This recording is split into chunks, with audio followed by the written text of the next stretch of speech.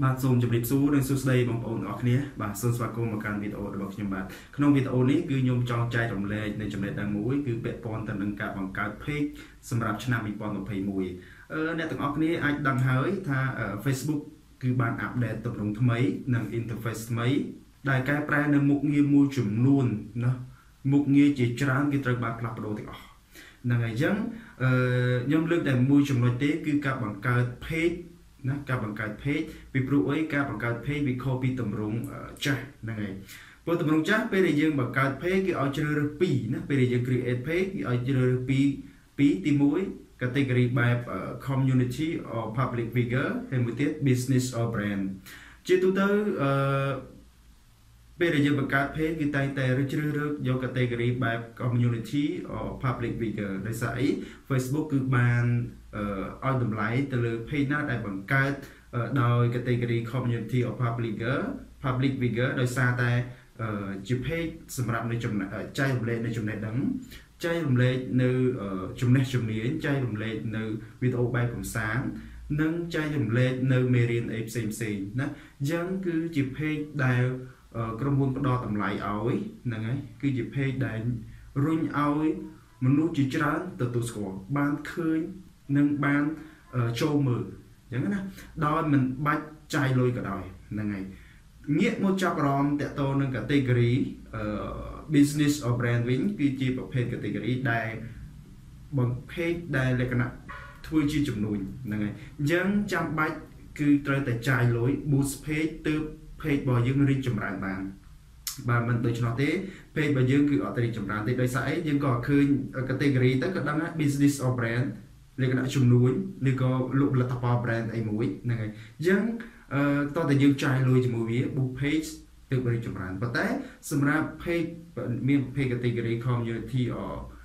public figure អត់ទេហ្នឹងហើយវាផ្ដល់តម្លៃឲ្យគឺជា page ដែលរុញ new feed ណាហើយជា page ដែលរុញទៅកាន់មិត្តភ័ក្តិរបស់យើងជុំវិញពិភពលោកឲ្យបានឃើញឲ្យបានស្គាល់ឲ្យបានទស្សនារាល់ព័ត៌មានរបស់យើងដែលបានចែករំលែកនៅក្នុង Facebook page ហ្នឹងអញ្ចឹងងាកមកចាប់អារម្មណ៍ទម្រង់ថ្មីវិញគឺសម្រាប់ Facebook គឺបានអាប់ដេតខ្លាំងមែនតើអញ្ចឹងការបង្កើត page នៅទម្រង់ថ្មីគឺអត់បានកំណត់ឲ្យយើងជ្រើសរើស community ណាមួយទេអត់កំណត់ឲ្យយើងជ្រើសរើស category ណាមួយទេអញ្ចឹងត្រង់ចំណុចហ្នឹងហើយធ្វើឲ្យយើងពិបាកមែនតើតើការបង្កើត page របស់យើងហ្នឹងជាប្រភេទ category business or brand ឬក៏ community or public figure អញ្ចឹងជាចំណុចមួយដែលយើងត្រូវតែដឹងហ្នឹងហើយព្រោះយើងចេះតែបង្កើតទៅវាអត់កើតទេមែនទេជាទូទៅយើងបង្កើតតែងតែជ្រើសរើសយក community or public figure ហ្នឹងហើយអញ្ចឹងខ្ញុំនឹងប្រាប់អ្នកទាំងអស់គ្នាតើបង្កើត page នៅក្នុងទម្រង់ថ្មីបែបណាដើម្បីឲ្យ page របស់យើងដែលមាន category community and public figure អញ្ចឹងមុននឹងបង្កើតខ្ញុំលើកជាសារមួយ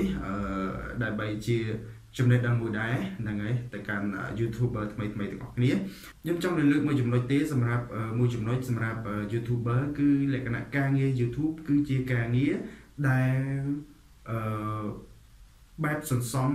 លុយបែបកាក់សេនយើងចំទៅបែបកាក់សេនអញ្ចឹងយើងប្រឹងធ្វើពីឥឡូវទៅហ្នឹងហើយប្រឹងធ្វើពីឥឡូវមិនថា6ខែមិនថា1ឆ្នាំឬក៏2ឆ្នាំ3ឆ្នាំយ៉ាងយូរមិនឆាប់មិនយូរយើងនឹងទទួលបានលទ្ធផលពី YouTube វិញអ្នកខ្លះយើងកុំគិតថាអ្នកខ្លះធ្វើ YouTube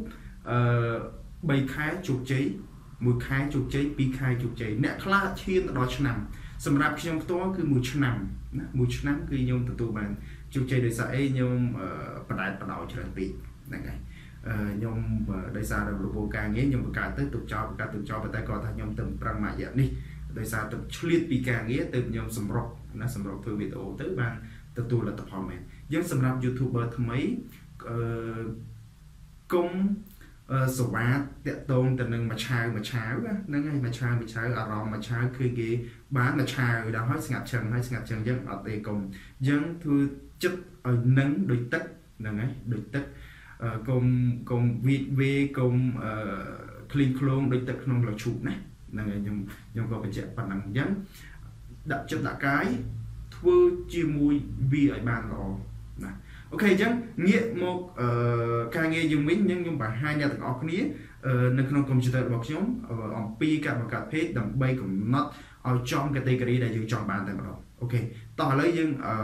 ទៅមើលទាំងអស់គ្នា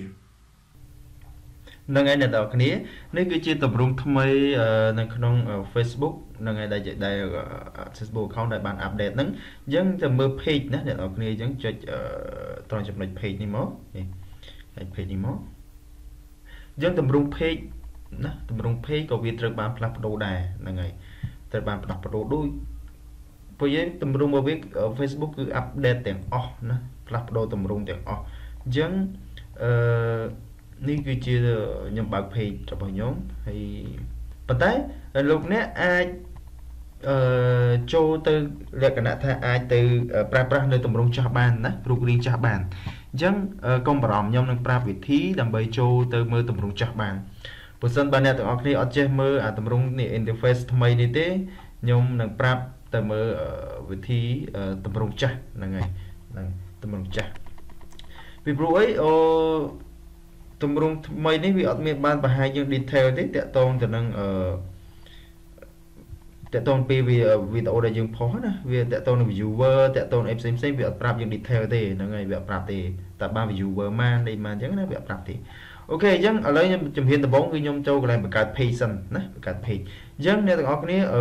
អ្នកទាំងអស់គ្នាចុចឲ្យកន្លែងនេះសញ្ញាបូកនេះឃើញចិត្តឈ្មោះ account ហ្នឹងសញ្ញាបូកកន្លែងហ្នឹងចុចមកចុចពី create ហ្នឹងអូកន្លែងសញ្ញាបូកហ្នឹងមកដល់មកវានឹង load ណាចាំបន្តិចវាពងតដែរនេះវាមាន post story live event page ហ្នឹងហើយអញ្ចឹងអ្នកទាំងអស់គ្នាយក page មកហ្នឹងហើយយក page មកអូខេអញ្ចឹងវា load បែបនេះឃើញទេអ្នកទាំងអស់គ្នាឃើញពេលដែលយើងបង្កើតនៅ Facebook page តម្រង់ថ្មីគឺអត់មានវាអត់មានប្រាប់ឲ្យយើងជ្រើសរើសជាប្រភេទ category ទេហ្នឹងហើយ category ទេបែបយ៉ាងតែម្ដងឃើញទេអញ្ចឹងអ្នកទាំងអស់គ្នាកុំភ័យខ្ញុំប្រាប់ឥឡូវហ្នឹងហើយអញ្ចឹង page ណាកន្លែងត្រង់ចំណុចនេះកន្លែង create page ឃើញទេនៅផ្នែកខាងឆ្វេងហ្នឹងនេះ page information អញ្ចឹង page name តែយើងដាក់ page ជាគេឈ្មោះអីគេហ្នឹងហើយអញ្ចឹងខ្ញុំដាក់ថា Rotha Tube អូខេ Rotha Tube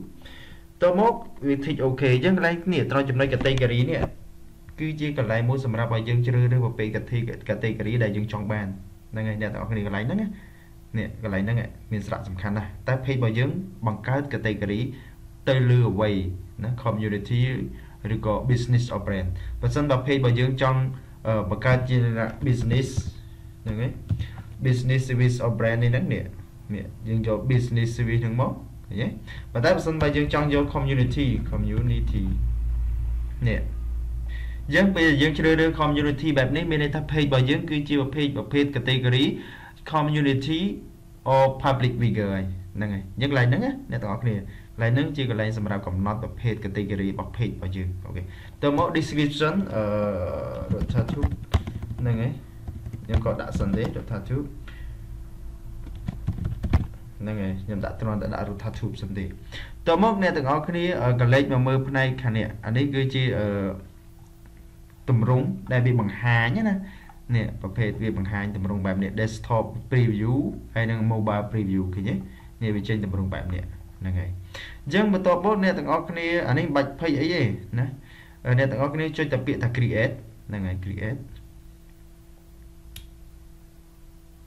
អូខេអ្នកទាំងអស់គ្នាឈ្មោះ Rotha Tube នេះ already manage on page name Rotha Tube អូខេ Rotha Tube tutorial អូខេខ្ញុំដាក់ Rotha Tube អូខេតបមកខ្ញុំ create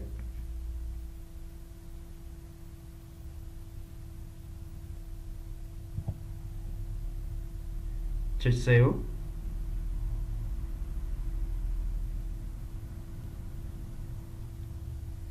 អូខេអ្នកទាំងអស់គ្នា load មកចូលផ្ទាំងកន្លែងនេះអញ្ចឹងកន្លែងនេះគឺសម្រាប់ឲ្យយើងដាក់ cover បំពេញសំណុំបែបបទផ្សេងទាំងអស់ណាសំណុំតាក់ទងនឹង cover តាក់ទង profile តាក់ទងអីផ្សេង username ហ្នឹងហើយ add button គឺឲ្យយើងបំពេញសំណុំបែបបទព័ត៌មានណាដែលយើងសំខាន់ដែលយើង trong đã trên môi nước phi đã bao nhiêu chẳng nè để tặng cái này chẳng tại tôn cover này tặng này đã cover máu hay tầm hôm bao vía cứ đang ngày này lọt này nó cứ chi tầm hôm là bao Facebook cover nó cứ tầm hôm Facebook cover nó cứ viết bao vía cứ mà pon pi đối hay hai bao vía nó cứ bầm mùi hình vậy chẳng nè design này tặng này design tầm hôm bàn năng tới cứ đặt tới trong là mồm tại mà đọc đấy thì sầm nắp profile này cứ dương design mà là mồm mà sạch luôn dương từ đấy tầm hôm một vía cứ kiểu fit ao dương ai scrub dương ai vậy bàn chứ nè thì sầm nắp niche board bảo dương hay nè tặng này khi là nhẹ community chứ cứ chỉ page bảo dương cứ bật cái sầm nắp category community hay dương này tặng này bật page bên nhau tí tạo đó tục cho ta page bên nhau bật cái thấy category ấy kê page ấy kê còn page nè hay dương ai đầu win bàn ok dân nè tao này ai add button tới add button này cứ sầm ra đã chỉ messenger rồi có call rồi có shop rồi có xem như vậy đây nè tao này trong bàn á vì miền optionច្រើនsầm ra nè tao này chữ được là ngày dân nè tao này trong bàn ấy nè tao này chữ được lại những từ dân với bằng hai nhá nè tao này nè miền follow là ngày video gift card miền ấy nè call now contact us send messenger ok send WhatsApp message និង send email នេះគឺជាoption ណា button ដែលអ្នកទាំងអស់គ្នាចង់បានមួយណាយកមួយនឹងណាអញ្ចឹងឧទាហរណ៍អ្នកទាំងអស់គ្នាចង់បានលក្ខណៈ send messenger ណានេះ send messenger អូខេទីកន្លែងនេះមកវានឹងដាក់វាបង្ហាញឲ្យ send messenger កន្លែងហ្នឹងណា edit send messenger ហ្នឹងហើយអញ្ចឹងពេលដែលយើងបើកទៅកន្លែងនេះវាអត់បង្ហាញទេគាត់តែ visitor ណា visitor បានវាបង្ហាញកន្លែងនេះ messenger តែម្ដងហ្នឹងហើយហើយវាមានអីច្រើនទៀតតាក់ទងទៅនឹងត្រង់ about នេះយើងអាចដាក់ edit location ឈ្មោះហ្នឹងហើយវាបង្ហាញ follower នេះ edit enter website បើសិនបើអ្នកទាំងអស់គ្នាមាន website អ្នកទាំងអស់គ្នាដាក់ website ឡើងហ្នឹងមក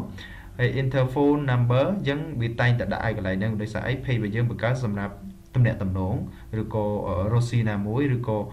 ជាជាលក្ខជំនួយណាមួយណាអញ្ចឹងអ្នកទាំងអស់គ្នាអាចដាក់លេខទូរស័ព្ទទៅដើម្បីឲ្យ visitor ហ្នឹងជួយងាយស្រួលតាក់ទងមកយើងហ្នឹងហើយ Messenger ហ្នឹងហើយផ្ញើ chat ផ្ញើអីផ្សេងលក្ខណៈសួរសំណួរអីផ្សេងចម្ងល់ផ្សេងអាចមក send Messenger មក page របស់យើងអញ្ចឹងណា enter email គឺសម្រាប់ contact តាក់ទងនឹង email ហ្នឹងហើយ edit business hour យើងអាចកែប្រែម៉ោងសម្រាប់page របស់យើងដំណើរការពីម៉ោងម៉ានដល់ម៉ោងម៉ានដើម្បីប្រាប់ទៅ visitor ហ្នឹងហើយថាឧទាហរណ៍ថាក្រុមហ៊ុនរបស់យើងចាប់ផ្ដើមពីម៉ោង 8 ព្រឹករហូតដល់ម៉ោង 5 ល្ងាចរួចពីហ្នឹងពួកយើងអត់ stand by ទេសូមអព្យាស្រ័យអញ្ចឹងណាចាំមានន័យថាយើងប្រាប់គេមុនថា page របស់យើង response chat មករៀងរាល់ម៉ោងប្រហែលដល់ម៉ោងប្រហែលអូខេអញ្ចឹងនេះគឺជាពេលវេលាការកំណត់ពេលវេលាកន្លែងនេះក៏ល្អមួយដែរហ្នឹងហើយខាងក្រោមគឺ community មានន័យថាយើង page របស់យើងជាប្រភេទ category community ហើយអ្នកទាំងអស់គ្នាអាចកែបានណាអាចកែបានអាចដាក់ category អីផ្សេងទៀតក៏បានដែរណាបើសិនបើអ្នកទាំងអស់គ្នាថាបង្កើតទៅអត់តដាក់ category ហើយ category ខុស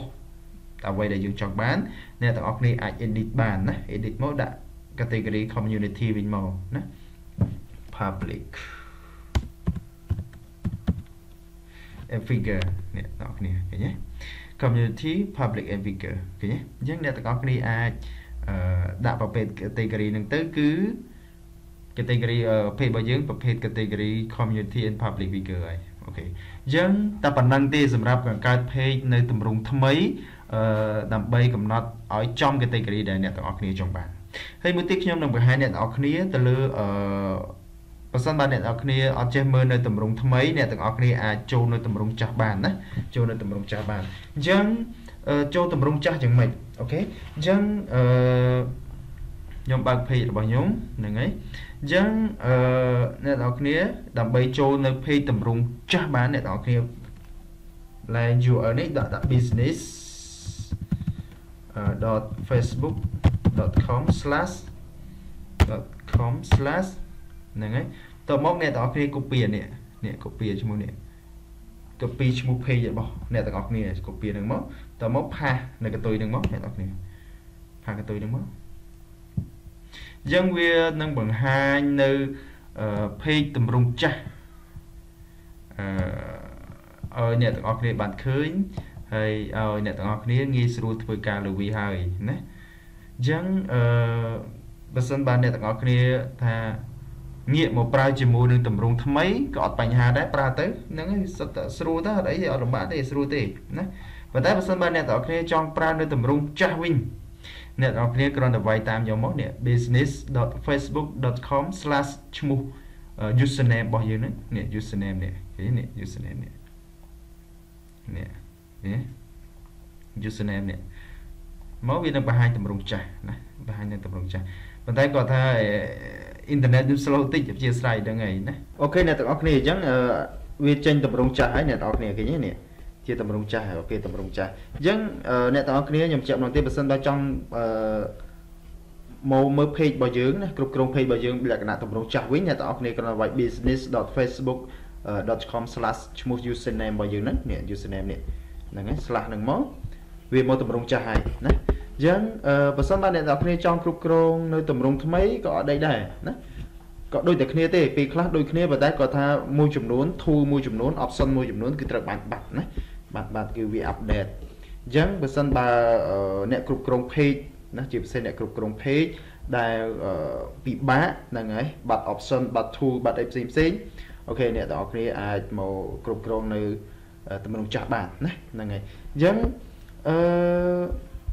ទម្រង់ចាស់គឺអត់បានបិទទេវានៅដដែលទាំងអស់ហ្នឹងហើយអូខេអញ្ចឹងអូខេអ្នកទាំងអស់គ្នាអញ្ចឹងការបង្ហាញរបស់ខ្ញុំដែលតាក់ទងទៅនឹងការដាក់ការបង្កើត Facebook page ណាទម្រង់ថ្មីក្នុងឆ្នាំសម្រាប់ឆ្នាំ2021គឺមានប៉ុណ្ណឹងទេឲ្យចំនៅ category ដែលអ្នកទាំងអស់គ្នាចង់បានហ្នឹងហើយអញ្ចឹងខ្ញុំមានតែប៉ុណ្ណឹងទេសម្រាប់បង្ហាញអ្នកទាំងអស់គ្នាហើយបើសិនបើអ្នកទាំងអស់គ្នាមានចម្ងល់អីអាចឆាត comment ហ្នឹងហើយមក Facebook page ឬក៏មក account Facebook របស់ខ្ញុំក៏បានដែរហើយបើសិនបើអ្នកថ្មីអត់ទាន់បាន subscribe នៅ channel របស់ខ្ញុំទេអូខេជួយ subscribe channel របស់ខ្ញុំហើយជួយ like comment share ដើម្បីទទួលបាននៅវីដេអូថ្មីមេរៀនថ្មីហើយនឹងជាចំណេះដឹងថ្មីដែលតាក់ទងទៅនឹងការរលួយជាមួយនឹង YouTube Facebook ហើយនឹង website អូខេអរគុណសម្រាប់តាមដានវីដេអូរបស់ខ្ញុំតាំងពីដើមមកដល់ទីបញ្ចប់នេះហ្នឹងហើយខ្ញុំនឹងមានវីដេអូមេរៀនជាច្រើនទៀតសម្រាប់ចែករំលែកដល់អ្នកទាំងអស់គ្នាដែលមានអ្វីដែលជា update ថ្មីរបស់ Facebook របស់ YouTube របស់ website ខ្ញុំនឹងចែករំលែកដល់អ្នកទាំងអស់គ្នាហើយខ្ញុំក៏មាន comment ជាច្រើនដែលជាសំណូមពររបស់បងប្អូនយើងដែរខ្ញុំអត់ទាន់បានដោះស្រាយជូនពួកគាត់បាទទី1គឺតាក់ទងទៅនឹងគាត់បាត់ page គាត់ com remove ណាគាត់លក្ខណៈនេះណាគាត់ផ្លេចនឹងលក្ខណៈមិនទេតែគាត់ថាគាត់ remove admin ខ្លួនឯង page remove ខ្លួនឯងចេញពី page ហ្នឹងហើយខ្ញុំអត់ទាន់បានធ្វើវីដេអូដើម្បីស្នើសុំឡើងវិញផងហើយមួយទៀតតាក់ទងនឹង copyright content ក្នុង Facebook page ហើយមានច្រើនទៀតហ្នឹងហើយមួយទៀតគេស្នើសុំឲ្យខ្ញុំធ្វើលក្ខណៈវីដេអូតាមទូរស័ព្ទដៃខ្លះដើម្បីព្រោះអ្នកខ្លះប្រើតាមទូរស័ព្ទដៃហ្នឹងហើយព្រោះទូរស័ព្ទដៃហើយនឹងកុំព្យូទ័រវាបង្ហាញទម្រង់ខុសគ្នាហ្នឹងហើយអូខេហ្នឹងហើយខ្ញុំនឹងព្យាយាមធ្វើវីដេអូហើយសម្រាប់ចែករំលែកដល់អ្នកទាំងអស់គ្នាដើម្បីជាដំណោះស្រាយហើយរីកចម្រើនទាំងអស់គ្នាអរគុណសម្រាប់ការតាមដានវីដេអូនេះខ្ញុំមានតែប៉ុណ្្នឹងទេហ្នឹងហើយសង្ឃឹមថាវីដេអូនេះមានសារៈប្រយោជន៍សម្រាប់អ្នកទាំងអស់គ្នាអរគុណជួបគ្នានៅវីដេអូក្រោយ